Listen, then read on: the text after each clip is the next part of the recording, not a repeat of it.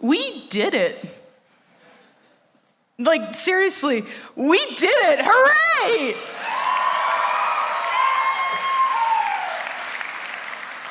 All right, so as Mr. McKendry said, this is basically me getting to speak at my HPA graduation, so I'm really honored that you chose me to do this today, and I promise I'll only cry a little bit, okay? All right, and here's a disclaimer first. So one of the things that's really difficult about going last in an event like this is that, what can I say that's new to you? So there will be some repeated themes, but I am not apologizing, because after years of teaching, I've learned that the only way to get someone to really learn something is to drill it into their head again and again and again. So here we go. Okay, so I know as an English teacher, opening with "hi" and a random disclaimer is not the most recommended way to start a speech. It's better to open with an attention-grabbing hook, hopefully an intelligent and highly recognized literary figure with a quote, something inspirational for you all to hear. So, with that in mind, I'd like to now insert a quote from Andy Bernard of the hit television show The Office. And it goes like this. But before I say the quote, I think I should give a little bit of context. I've heard that it's good to have context because Ms. Johnson talks about it in the faculty lounge all the time when she's grading essays. She's like, man, these quotes need more context. Come on, kids. And so if you listen to your teachers, sometimes you can learn something. So this is the context for my quote. The Office is a show about an office, which sounds a little boring, but what makes the show great is the characters and their relationships. It's a portrayal of commonplace hardships and how people survive those together.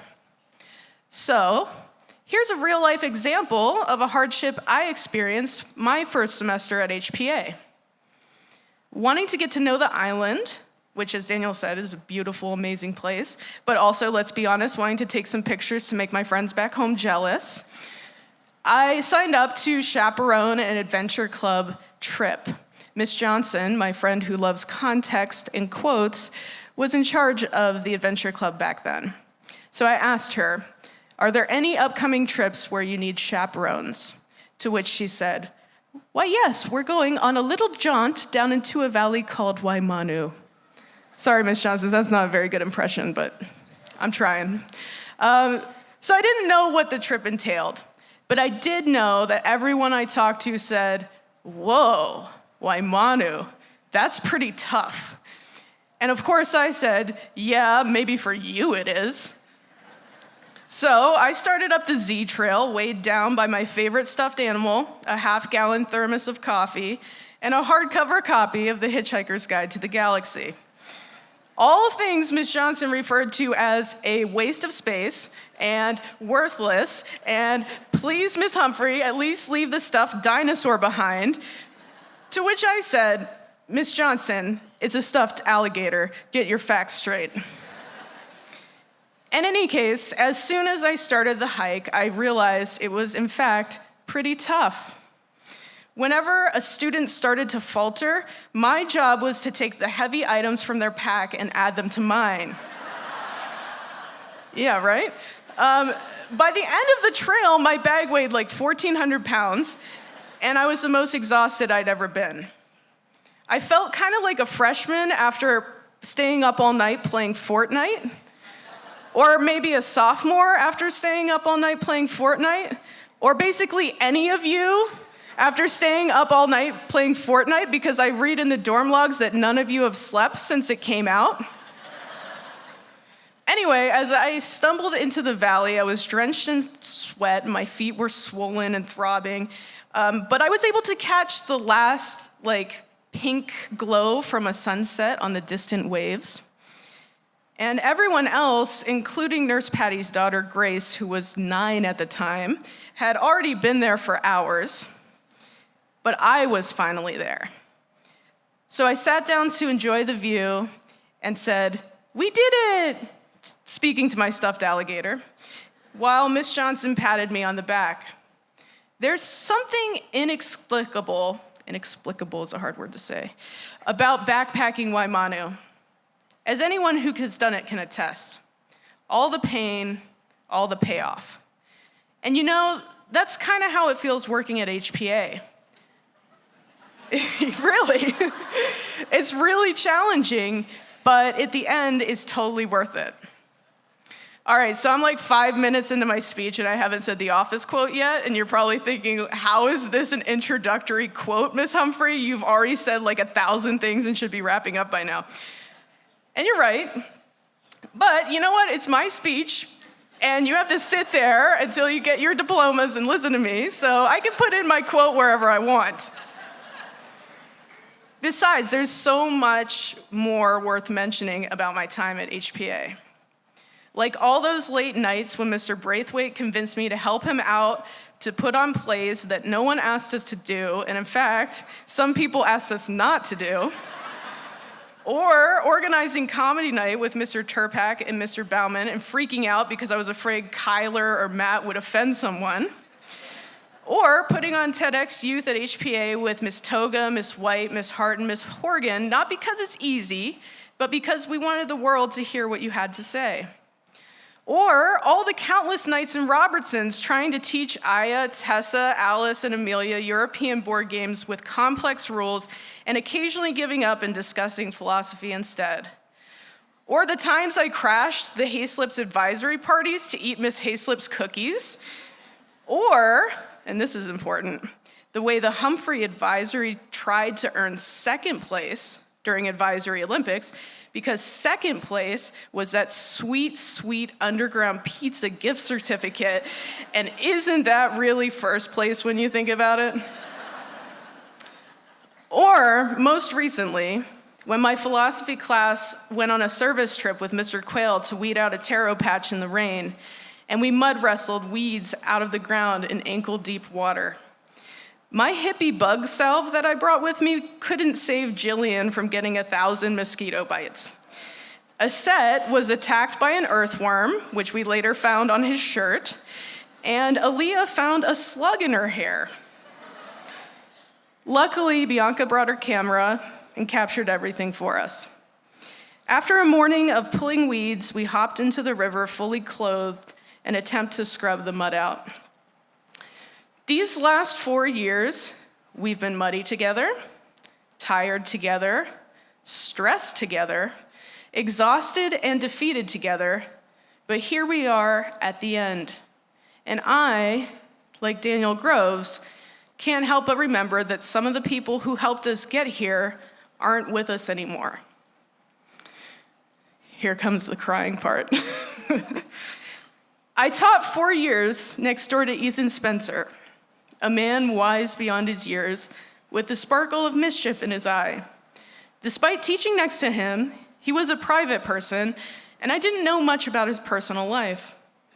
I did know this: he cared immensely for his students. I would often peek into his room well beyond 3 p.m., and he'd be deep in a philosophical discussion with some group of kids, probably many of you here now. His care and wisdom were admirable, and something I thought would always be there, until one day it wasn't. Although I didn't know him long, Daniel Teonashim was my friend. I was lucky enough to get a chance to play board games with him, work out with him in the weight room, and discover his distaste for sonnets and our mutual love for Taco Bell. I'm serious about the Taco Bell. One time, Daniel called me and my husband, DL, from inside Miss Toga's car at Taco Bell's drive-thru in Kona, and he asked us if we wanted anything. It's the only time in my life that I've ever had Taco Bell delivered 40 miles. I'm serious about the sonnet thing, too. One night, while we were all at Miss White's place for dinner, Miss Toga read him her favorite sonnet. It was very romantic. And then his reaction was, "That's stupid." Daniel was never afraid to tell you how he felt. One morning in the weight room this fall, he stopped his workout and said to me and DL, "I'm so happy I got to meet you guys, because you guys don't take things too seriously. Too many people take things too seriously." I responded by saying I was glad to have met him too, and I continued with my set of squats. I didn't know it at the time, but that was our last conversation. All right, it's time for my attention-grabbing quote. Aren't you excited? All right, so this is kind of a spoiler, but if you haven't seen the series finale of The Office, your internet must have been out since like 2013 or something. All right, so towards the end of the episode, Andy Bernard is thinking about how his time at the office is over. Everyone is going their separate ways. Some have new jobs, some have moved to new cities, some have left to focus on their families.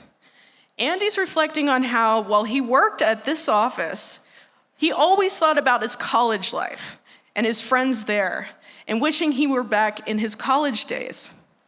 Now that he's starting a new job, he still can't stop thinking about his old friends, except now his old friends are from the office. He's wishing that he could be back in days that no longer exist. So he says to the camera, "I wish there was a way to know you're in the good old days before you've actually left them." This is often our greatest common struggle. We don't recognize how precious our time together is until it's over. We put off our happiness waiting for the next step. We say, "When I graduate high school, I'll be happy." And that turns into, "When I graduate from college, I'll be happy," which turns into, "When I get a job, I'll be happy," which eventually turns into, "When I retire, I'll be happy." And eventually, you'll have lived your whole life waiting to be happy. I'm sure there were many times when you, as students at HPA, just wanted it to be over. Just wished you could jump to this day like we can click on the final episode of The Office. I don't blame you.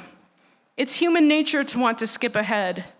But just as The Office finale doesn't mean as much if you don't watch all the other episodes, life doesn't mean as much if you skip over anything, especially the difficult, awkward, boring, or even tragic parts.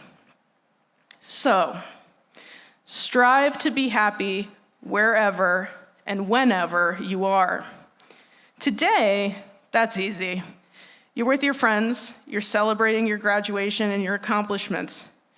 But when you're in college, knee-deep in a research paper, trying desperately to think of context for a quote to impress Miss Johnson, just wishing you were finally done, take a deep breath and try to be happy then too. No matter how boring or hard it seems, I promise that someday you'll be wishing you were back there. You've changed so much since I first arrived at HPA. Parents, this is the only group of people I've ever seen start out as Zeus and Hera, change into snakes, then become Spartans, and then turn into Nightwalkers. It's kind of a strange progression. And now you're about to reach your final form, adult human beings. Thanks. As you go on to your next adventures, I hope you make an effort to embrace life's moments as they present themselves, even if they aren't as important seeming as graduation or a series finale. You never know what moments are going to be important, so treat every moment like you're going to look back fondly on it, wishing you were there again. Life happens while struggling on the Z Trail, pulling weeds in the mud, having a philosophical conversation after your English class, or during a typical morning workout. Congratulations, and welcome to the good old days. Please enjoy them.